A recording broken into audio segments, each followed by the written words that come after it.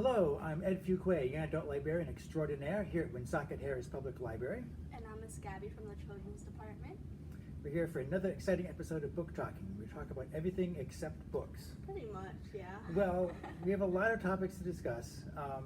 You've been talking about conspiracy theories. Yes, we have. How do you like it so far? I love it. I love it. I was going through why people believe things last week a little bit, Mm-hmm. and I realized there's one important thing that I forgot to discuss, which is cognitive dissonance. Are you familiar with that? Yeah, we talked about it a little bit. I'm going to go deeper into that. Okay. Before I go to cognitive dissonance, I want you to set your Wayback Machine for 1843. Okay. All right. There's a group called the Millerites.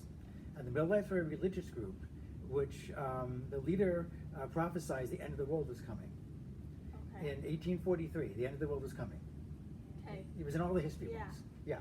So he had anywhere between 50,000 to 100,000 followers. So it was a huge group at the time. So March 21st, 1843, the world would come to an end. And people, sold all their possessions because there was no point in continuing. It was all about to come to an end soon. And so the date passed and nothing happened. Mm-hmm. So he redid his numbers. He had this whole numerological chart worked out. And he rechecked his numbers and said, okay, well, this is the beginning of the end of the world. But the process is going to take a while, so the world won't actually come to an end until October 22nd of next year. Yes. So they waited. Months went by and months went by, and then October rolled by, and the world was still there. Yeah. Now, a lot of people did leave the group Mm-hmm. because it was kind of obvious that it was a fraud. Mm-hmm. Yeah.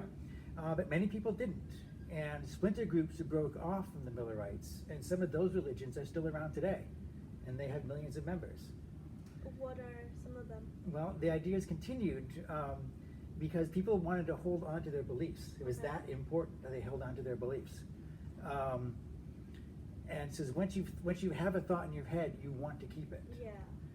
And similar incidents happen all the time. In 1997, there's a group called the Heaven's Gate cult. I know all about You know all this. about them. You studied those. I love this conspiracy so much. I have watched videos and videos. Now, what's the conspiracy part of that? So it's pretty much like it was like this big church, and the guy was he was saying that the world's ending pretty much. Yep. So he had all these followers and everything, and then eventually he switched it up, and then he told them that aliens are gonna come. So we gotta off ourselves, and the aliens are gonna come, and we'll be back in another life. And all these people came to the cult pretty much, and was sitting there, and they wear all matching tracks. Yeah, they wore matching tracksuits and everything, and So yeah, weird. they wound up committing suicide. Yeah, weren't they put poison inside Kool-Aid or something? Yeah. Kool-Aid and pudding and things like that. Mm-hmm.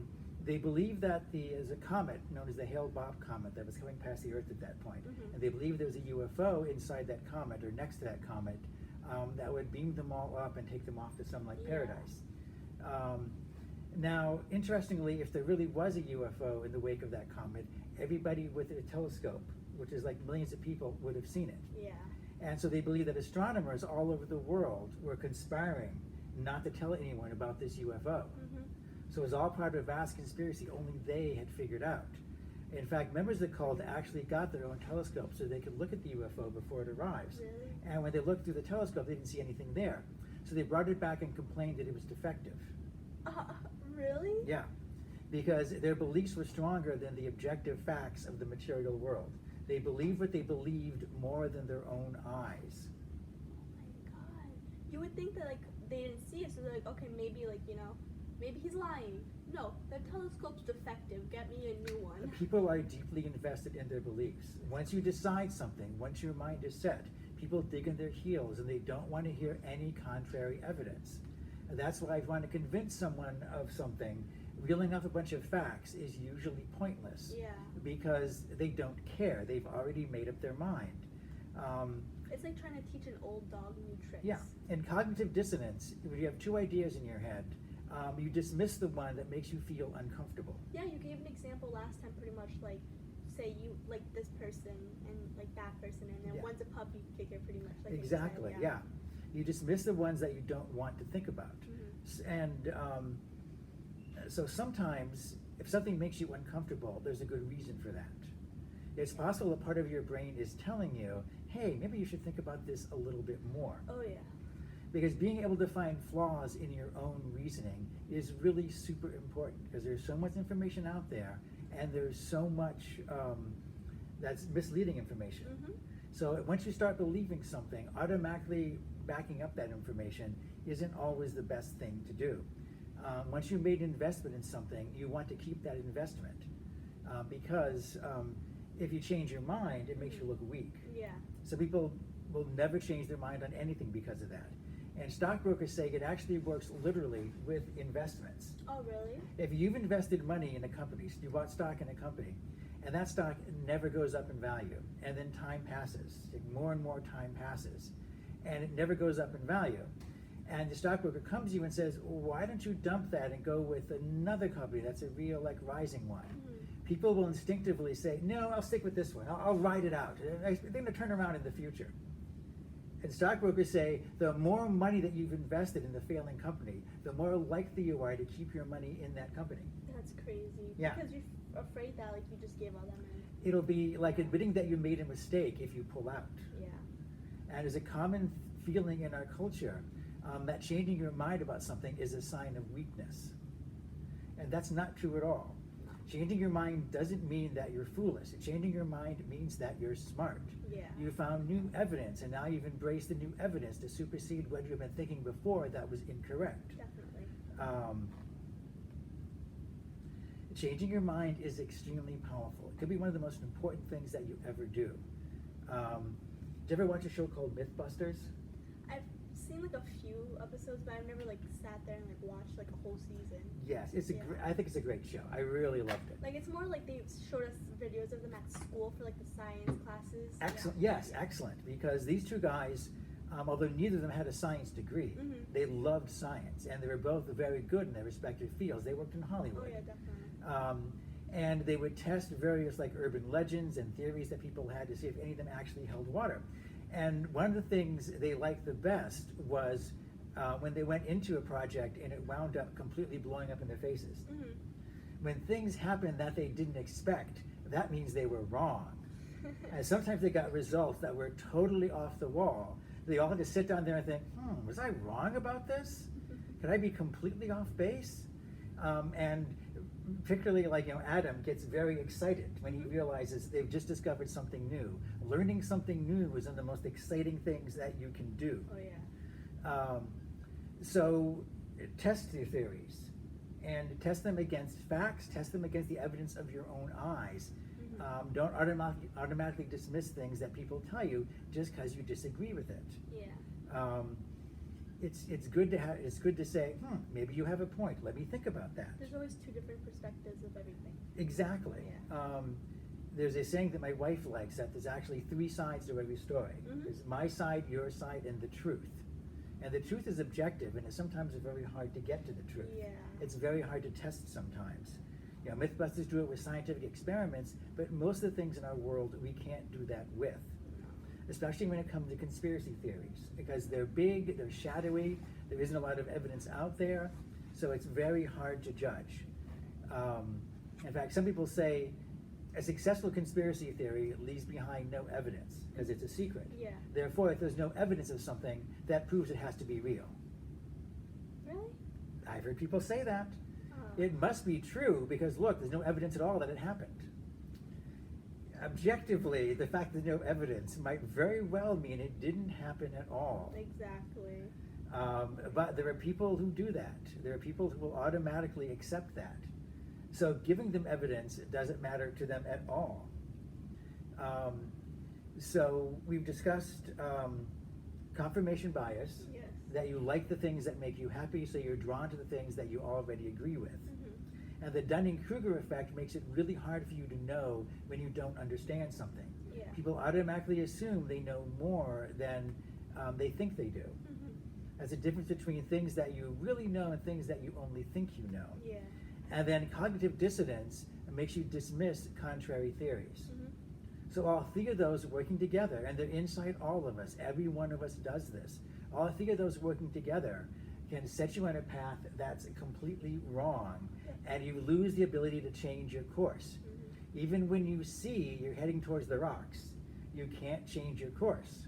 Because changing your mind is extremely difficult.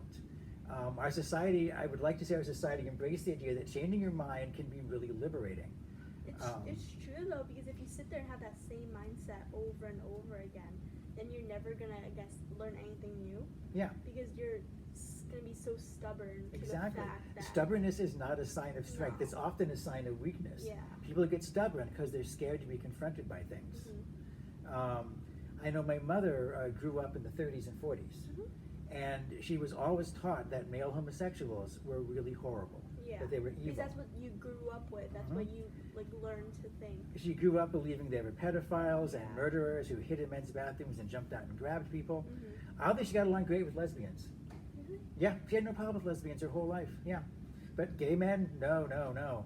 And then years later, when I was in high school, she went back to college, got a teaching degree, and some of the people in her like work study group, she realized pretty quickly they were like two gay guys, and they were just being open about that kind of thing back, in the 70s, and she was doing this, and she had come to like them as friends before she realized they were gay. Yeah. And they said, they're nothing like I've been told. Exactly. Like I've been lied to my entire life. Gay people are fine, But like back then, were people like telling like everyone like gay people are like this, like that, like they're the meanest people? Yeah. Really? Yeah. Wow. They were just considered like pure evil. They were all child molesters, and they were like they literally would hide and jump on people and just attack them. I mean, we know now that really very, very rarely happens. Yeah. Assaults like that are almost always heterosexual. Yeah. But they got a horrible reputation, and they couldn't defend themselves because no one was out of the closet in those days. Back in the 40s, Everyone was hiding something. Yeah, everyone was hiding because you had to. You could lose your job, you could be arrested. Just being gay was against the law. Crazy. Yeah, and all that changed, but it changed because people like my mom noticed how ridiculous it was. Definitely. So just because you believe something your entire life, it doesn't mean that it's true. At the same time, though, there's still always going to be like those people, that don't care what people say. They have their own opinion, but at the same time, you have to kind of just like shove it off, Having your own opinion is good so long as you can back it up. And as long as it's not hurting anyone else. Yeah, or you don't make a big deal about it. Definitely. Yeah, it's definitely something that's very important. So the thing is, though, in order to figure out whether you're on the right path or not, you need good information. And there's a lot of information out there. The internet tends to overweigh bad information rather than good. Yeah, definitely. Because bad information gets clicks. One problem that the sciences have in general is that scientists don't present themselves very well. They either use what most people think are big words because they're really common to someone who's in the field of science, and they're not aware they're saying what sounds like gobbledygook to regular people. Oh, yeah, definitely. And it makes himself come across really badly. That's why people like Neil deGrasse Tyson, who's very engaging and very informative and doesn't talk down to people, becomes a real superstar in the science field. There's a million scientists just as smart as him who don't present themselves that well. Yeah. Nothing in the field of science really prepares you for doing TV interviews. No, never. And it's even worse when you have the idea that every idea has a value. Every point of view has to be respected. And while everyone has a point of view, you can't give equal weight to all of them. If someone does something like a perpetual motion machine, a machine that runs forever without using up any power. Now, that's impossible. Physics has said that's impossible for centuries. Yeah. And it's been tested in every possible way. But when someone says they've invented a perpetual motion machine, a news reporter will report that as if it were a fact, because the guy told him it's a fact. And so the reporter reports it, and it appears on the news. People say, oh, look, they've invented a perpetual motion machine. No, they really haven't, because the reporter didn't bother to call up a physicist or a scientist to counter that. Probably because he knows in advance the scientist is going to come across really bad in the interview. Or they claim they're giving both sides. But really the scientist has 2 sentences, and the other guy talks for 15 minutes. Because the other guy is wackadoodling, he's really funny. And they want to put him on camera a lot more than the scientist. It gets more views. Yeah, it gets a lot more views. Yeah, if I were screaming and waving my arms in the air and shouting and things like that, I'd be the crazy librarian with the funny hat, and get a lot more hits on the YouTube. Yeah. But I don't want to be that guy because that's not me. No, That'd be exactly. really fake. So yes, I want to come across as authentic. It's my job as a librarian to talk to people and explain things to people is literally one of the things that I get paid for. Yeah. So it's really super important to me. And everyone at home can trust me because I'm a mom. No, I'm not. I'm not actually a mom. But you're watching me on the internet, so I can say anything I want. It's very hard to call me on it. Exactly. Because you have no fact. Exactly. There's no way of knowing. I can also say, trust me because I'm a doctor. I could be a doctor, You could. actually. You could. But I'm not. I have a master's degree, which was expensive and took years, but Not in the doctor facilities. yeah. But people without credentials lie about things like that all the time. And you shouldn't automatically trust someone just because they say they have credentials. Even if they do have credentials, you can be really super smart in one field and not that smart in another field. If I spent my whole life studying, quantum physics or something, I still couldn't, perform an appendectomy. I could be a doctorate of physics and not be able to fix, put a splint on a broken limb. Yeah. Because one field doesn't automatically bleed over into another. Frequently, it's the exact opposite. The more specialized you are, the less you know of things outside your field.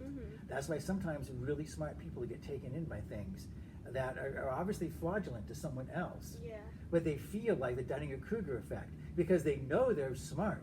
Yeah. They know they won't fall for anything. So they fall for something and they're not aware of it. Their brain keeps them from being aware of it because deep down they know they're smart.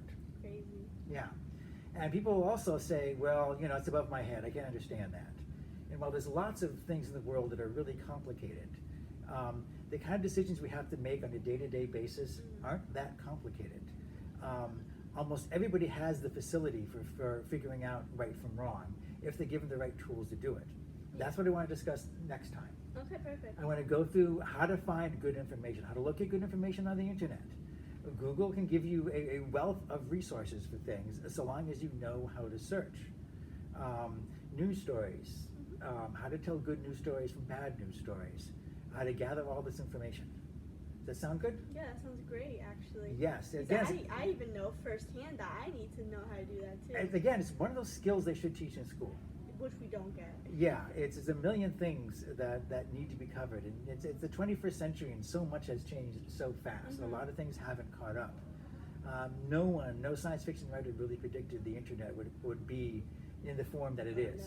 No one guessed that would happen. So that's the world we live in now. It's the world that we have to live in. We'll be talking about how to make the world a little easier to understand next week. So until then, I have been Ed. And I was Miss Gabby. And we'll see you next time. Bye.